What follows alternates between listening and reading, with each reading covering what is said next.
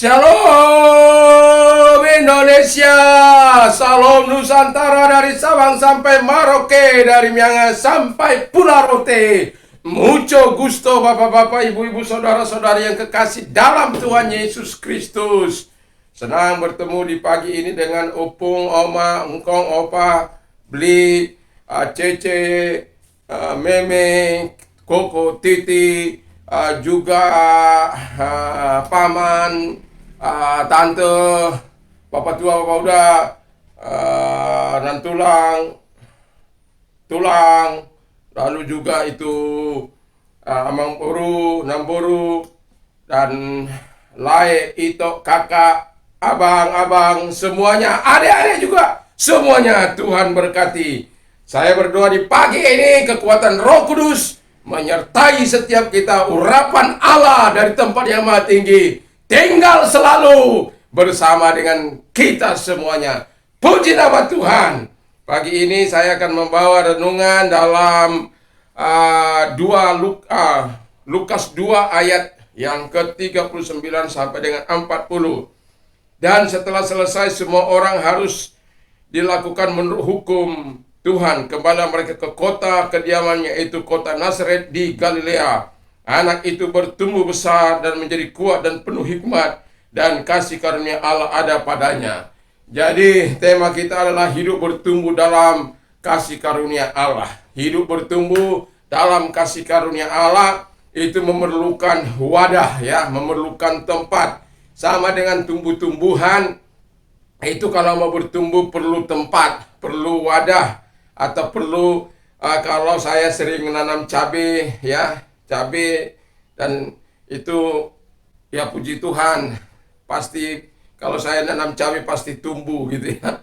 Walaupun tidak kami semua menikmati, maklumlah di pot di pinggir jalan lagi.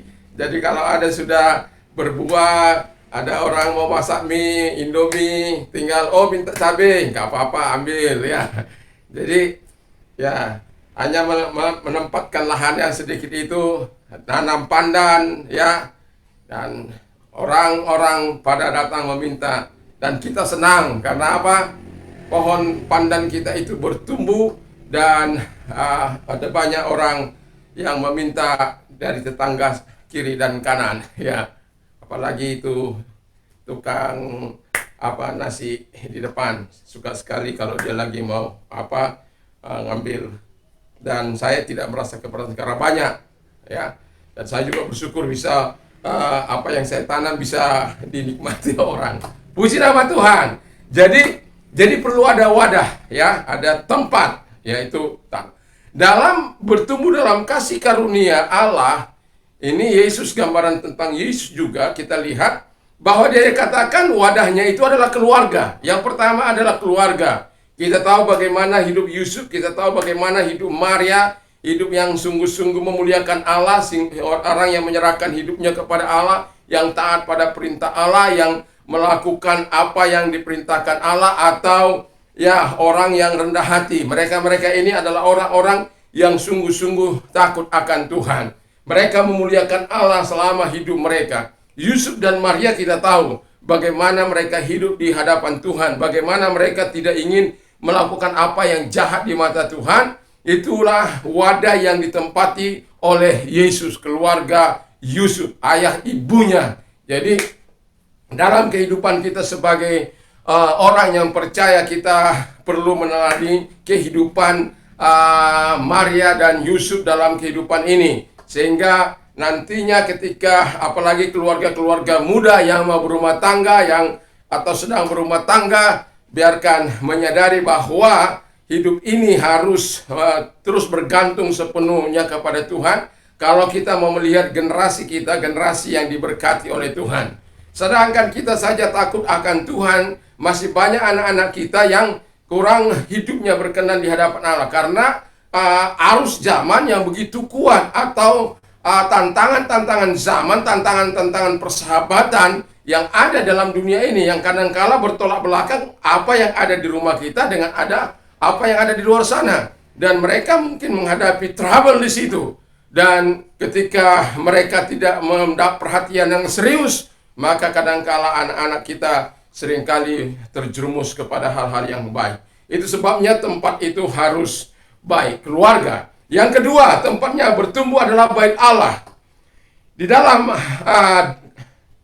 Lukas 2 ayat 49 dikatakan di sana bahwa jawabnya kepada mereka, "Mengapa kamu mencari aku? Tidakkah kamu tahu bahwa aku harus berada dalam rumah Bapakku?" Jadi, bait Allah adalah tempat kita bertumbuh, tempat menerima kasih karunia Allah. Bait Allah, tempat di mana kita bertemu satu dengan yang lain, menyaksikan kemurahan Tuhan, pertolongan Tuhan. Dan Yesus pun pada usia 8 tahun dibawa ke bait Allah. Dan dia setelah remaja pun dia terus berada di dalam bait Allah, dan setiap kali ada perayaan-perayaan mereka selalu hadir. Jadi orang tua yang tidak pernah mengajak anak-anaknya ke bait Allah atau ke rumah Tuhan atau beribadah bersama, berhati-hatilah dengan situasi dan kondisi yang Anda perbuat. Jadi kalau anak Anda tiba-tiba menghilang dari Anda, itu bukan secara kebetulan terjadi. Apakah Anda membawa anak-anak Anda dari mulai kecil sampai dewasa? Apakah Anda membawa mereka sering ke rumah Tuhan atau tidak? Dan kalau Anda membawa ke rumah Tuhan, mereka bisa bertumbuh dalam kasih karunia seperti Yesus bertumbuh dalam kasih karunia Allah. Jadi dia mengalami sama seperti yang dialami oleh masa-masa kecil kita.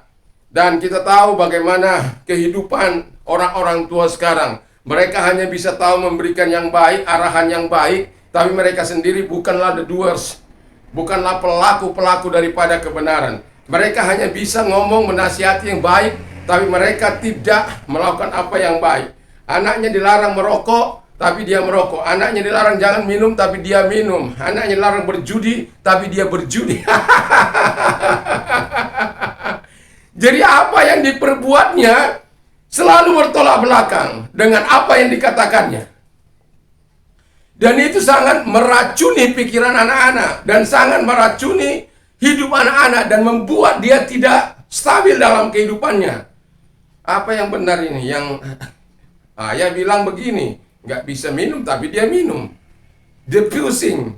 Akhirnya ketika teman-temannya datang yang satu geng dengan ayahnya, mungkin enak juga. Jadi perkatakanlah yang benar dan perbuatlah yang benar. Tuhan Yesus memberkati, sama seperti Yesus yang senantiasa mau berada di rumah Bapaknya. Oh, orang tuanya sudah sangat pusing mencari dia. Tapi yang mau saya katakan adalah keluarga adalah tempat kita bertumbuh. Rumah Tuhan adalah tempat kita bertumbuh dalam segala kebenaran. Lalu yang ketiga adalah yang tidak kalah pentingnya, yaitu pribadi kita. Itulah wadah yang paling hebat untuk kita bertumbuh. Dan kalau kita lihat tadi dari pembacaan tadi, bahwa Yesus bertumbuh semakin bertambah besar, menjadi kuat dan penuh hikmat. Ya. Jadi di pas ayat 52-nya dikatakan makin dikasihi oleh Allah dan manusia. Jadi orang-orang yang bertambah besar, menjadi kuat, penuh hikmat, hasilnya dikasihi oleh Allah dan manusia. Jadi orang-orang yang bertumbuh dalam kasih karunia pada endingnya adalah orang-orang yang disukai Allah, orang-orang yang disukai oleh teman-temannya, dikasihi oleh teman-temannya. Jadi dalam kehidupan kita, bertumbuh dalam kasih karunia Allah itu penting. Karena dengan demikian kita menyukakan hati Allah dan kemudian menyukakan hati manusia. Bukan untuk menyukakan mereka, bukan itu. Bukan menjilat, bukan. Tapi dengan segala kemampuan yang Tuhan berikan kepada dia, dengan segala karakter yang Tuhan berikan kepada dia, dengan segala hikmat yang Tuhan berikan kepada dia, sehingga nama Bapa dipermuliakan di dalam nama Yesus Kristus. Jadi kalau engkau mau bertumbuh seperti Tuhan Yesus bertumbuh, kita perlu keluarga yang betul-betul takut akan Tuhan. Kita adalah keluarga-keluarga yang mengasihi Tuhan, yang ibadah bukan hanya sekedar ibadah, bukan, tetapi memang betul-betul kita memerlukan itu karena di sana kita menerima berkat Allah, menerima kekuatan. Makanya di dalam Ibrani 10 ayat 25 jangan sekali-kali engkau meninggalkan tempat-tempat ibadah, tempat-tempat persekutuan, di mana kita bisa saling menyaksikan kemurahan Tuhan, saling menguatkan satu dengan yang lain. Jadi kalau itu kita miliki, saya yakin dan percaya kita akan bertumbuh dalam hal yang benar. Dan yang saya mau katakan adalah hasil ending terakhir itu, endingnya itulah yang mau saya katakan, bahwa ketika kita bertumbuh dalam kasih karunia, kita disukai oleh Tuhan dan oleh manusia. Saya berharap itulah kehidupan kita yang menjadi berkat bagi banyak orang. Mari kita tunduk kepala dan kita berdoa. Terima kasih Bapa di surga, biarkan kami hidup bertumbuh dalam kasih karunia Tuhan. Biarkan kami berada dalam jalur Tuhan. Biarkan kami diberkati oleh Tuhan. Berkati firman-Mu, berkati pemerintah kami, presiden dan wakil presiden. Berikan hikmat akal budi Tuhan dalam menjalankan roda pemerintahan di negeri ini. Terima kasih Tuhan. Kami yakin dan kami percaya kepadamu Tuhan. Engkau mau menolong presiden dan wakil presiden, para menteri, gubernur, juga para bupati, wali kota, camat, lurah, RT RW, semuanya Tuhan diberkati oleh Tuhan. Gereja-gereja Tuhan diberkati oleh Tuhan. Di dalam nama Tuhan Yesus, kasih karunia-Mu datang kepada mereka dalam menjalankan apa yang dipercayakan negara ini kepada mereka. Kami juga berdoa Tuhan bagi mereka-mereka gereja Tuhan Ars Nasional diberkati oleh Tuhan. Gereja Pantai Kosta juga diberkati oleh Tuhan. Sahabat-sahabat kami dimanapun mereka melayani, Tuhan memberkati mereka. Biarlah kami bertumbuh semua dalam kasih karunia yang pada akhirnya, ujungnya kami adalah orang-orang yang menyukakan hati Allah, disukai Tuhan dan disukai oleh manusia. Terima kasih Bapa di surga, terima kasih. Dan kami mau berdoa bagi orang-orang yang sakit Tuhan. Kalau engkau yang sakit, saya akan berdoa terus. Mari kita berdoa. Dan kalau engkau yang sakit, kau taruh di atas kepalamu, dan engkau yang lain taruh di tempat-tempat yang sakit. Dalam nama Tuhan Yesus Kristus, kami berdoa kepada mereka-mereka yang sakit COVID dalam nama Yesus, dari Sabang sampai Merauke. Tuhan, engkau kasih karunia-Mu datang kepada mereka, kasih dan kebaikan-Mu datang kepada mereka Bapa, agar hidup mereka diberkati oleh Tuhan di dalam nama Tuhan Yesus Kristus.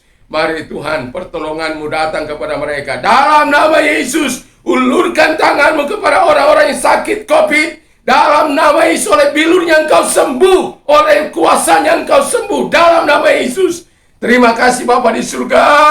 Terima kasih Tuhan. Terima kasih. Kau sembuhkan juga mereka-mereka yang sakit, apapun sakit penyakit mereka. Dalam nama Tuhan Yesus, ulurkan tangan-Mu kepada mereka-mereka yang menaruhkan tangan di tempat yang sakit. Dalam nama Yesus, sembuhlah engkau. Sembuhlah engkau, sembuhlah engkau. Oleh bilur-bilur Yesus, sembuhlah engkau. Dia mau engkau sembuh. Selalu ada mujizat dalam nama Yesus. Terima kasih Tuhan. Terima kasih Bapa di surga. Terima kasih Engkau mau menolong mereka yang buta melihat, tuli mendengar, bisu berkata-kata, lumpuh berjalan, lepra, air, kanker sembuh. Oh, dalam nama Tuhan Yesus Kristus. Stroke sembuh dalam nama Yesus. Oh, diabetes juga sembuh dalam nama Yesus. Oh Tuhan, ginjal, oh benjolan-benjolan yang ada di tubuh mereka disembuhkan oleh Tuhan. Penyakit, segala penyakit disembuhkan. Yang dirasuk setan, setan dikeluarkan. Yang diguna-gunai sembuh dalam nama Yesus. Terima kasih Tuhan. Terima kasih, kami percaya kepadamu Tuhan. Engkau Allah kami, Engkau Tuhan kami.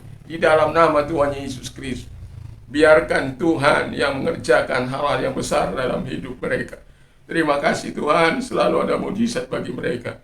Dan kalau engkau orang-orang yang berdampak, jangan ambil jalan pintas. Kita lihat hari-hari ini, oh betapa menyedihkan, banyak orang yang tidak siap menghadapi persoalan-persoalan hidup mereka. Mungkin stres dan lain sebagainya.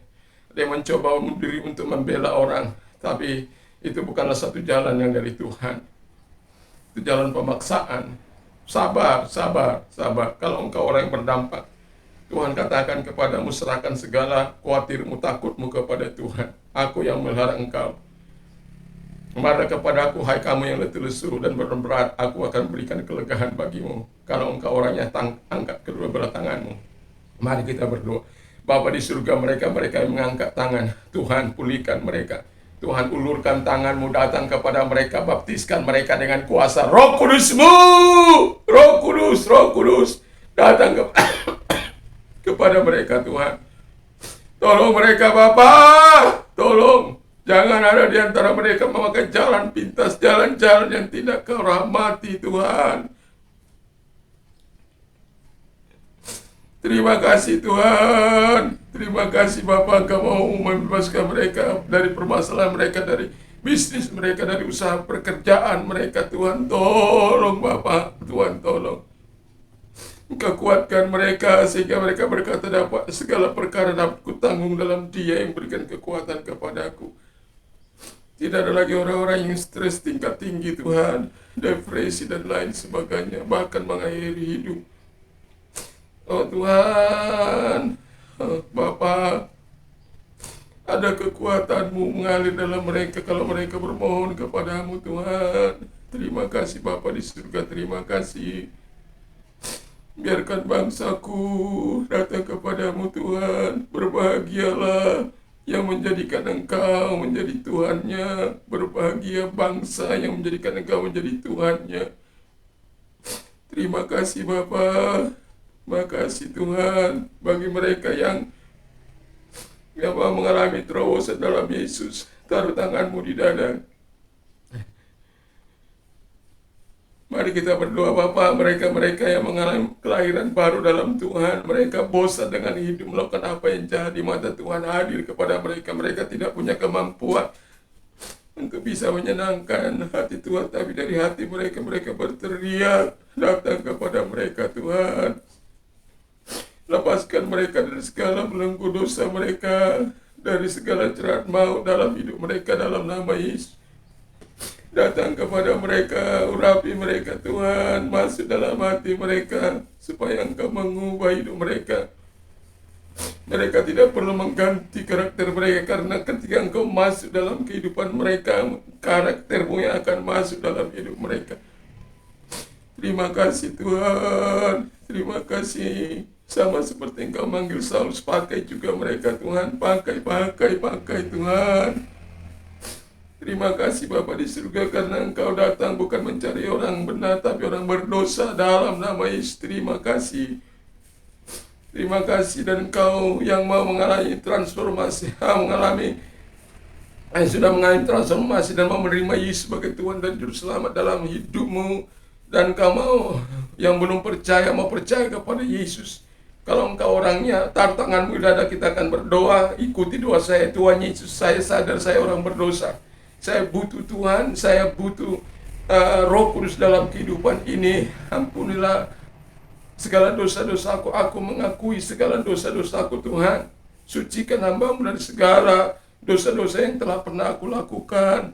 Bapa, di dalam nama Tuhan Yesus Kristus, basuh aku dengan darah-Mu yang kudus itu Tuhan. Terima kasih. Saat ini ku percaya dan kubuka hatiku kepadamu Tuhan. Masuklah dalam hatiku, menjadi Tuhan, menjadi Raja, menjadi penguasa dalam hidupku. Terima kasih Bapa, terima kasih.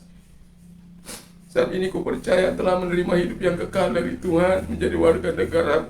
Dan bagi mereka remaja-remaja yang baru lulus atau baru keluar dari perguruan tinggi atau sekolah mereka, Tuhan hadir juga kepada mereka. Tidak menjadi orang-orang yang menyusahkan orang tua mereka, tapi mereka menjadi berkat, menjadi terang bagi keluarganya, bagi lingkungannya, bagi masyarakat. Bukan menjadi perusuh dalam keluarga mereka atau masyarakat. Karena hari-hari ini Tuhan tidak tahu apa yang menyebabkan mereka bisa demikian. Tuhan tolong datang kepada mereka, ubahkan mereka sama seperti Engkau datang kepada Sadrak, Mesak, Abednego dan Daniel. Engkau datang kepada mereka, remaja-remaja yang takut akan Tuhan, yang brilian, yang sungguh-sungguh dihargai oleh semua masyarakat, oleh karena keadaan mereka yang hidup dalam kebenaran dan takut akan Tuhan, dalam kecerdasan yang begitu luar biasa. Terima kasih Tuhan, terima kasih. Kami bersyukur dalam nama Tuhan Yesus. Haleluya, haleluya. Amin. Puji nama Tuhan bagi kita yang sudah menerima Yesus sebagai Tuhan dan Juru Selamat. Selamat.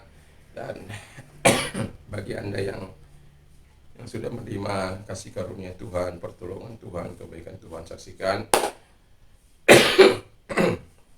apa yang sudah Tuhan lakukan dalam hidupmu. Tuhan Yesus memberkati. Kalau pagi hari ini Anda mau beraktivitas, jangan lupa ya, pakai masker. 2, terus cuci tangan. Lalu yang ketiga, menjaga jarak, menjauhi kerumunan. Yang keempat, yang kelima, kurangi mobilitas Anda kalau Anda tidak perlu sekali untuk keluar. Yang keenam, yang tidak kalah pentingnya adalah doa. Berdoa untuk dirimu, berdoa untuk keluargamu, berdoa untuk lingkungan masyarakatmu, berdoa untuk bangsa dan negara, supaya kita yakin, kita percaya badai ini pasti berlalu. Pandemi COVID tidak akan bertahan kalau kita semua anak bangsa berdoa. Haleluya, haleluya. Dan damai sejahtera Allah yang melampaui segala akal akan melihara hati dan pikiranmu dalam Kristus Yesus. Berbahagialah orang yang mendengar, menyimpan dan melakukan firman Allah dalam hidupnya. Iman timbul dari pendengaran firman Kristus. Apa saja yang orang lain ingin lakukan kepadamu, lakukan juga demikian kepada mereka. Puji Tuhan ya. Dan Allahku akan mencukupi segala kebutuhanmu. Menurut kekayaan. Dan kemudian dalam Kristus. Percaya saja. Banyak ketawa, imunnya ditinggal. Ini sekarang ini banyak yang sakit. Ya, dekat dengan Tuhan. Haleluya. Lalu apa saja yang kau minta, apa saja yang kau minta. Apa saja yang kau minta dan doakan, percayalah bahwa engkau sudah menerimanya. Maka hal itu akan diberikan kepadamu. Haleluya. Bersukacitalah dengan orang yang bersukacita. Menangislah dengan orang yang menangis. Haleluya. Segala perkara dapat kutanggung dalam Dia yang memberikan kekuatan kepadaku. Semoga kita berkata semua, bisa berkata demikian. Bahwa Tuhan pasti menolong kita sabar dalam menghadapi kehidupan ini. Tuhan Yesus memberkati. Orang-orang yang sabar tidak akan kekurangan pertolongan. Dalam nama Yesus. Haleluya, haleluya. Amin.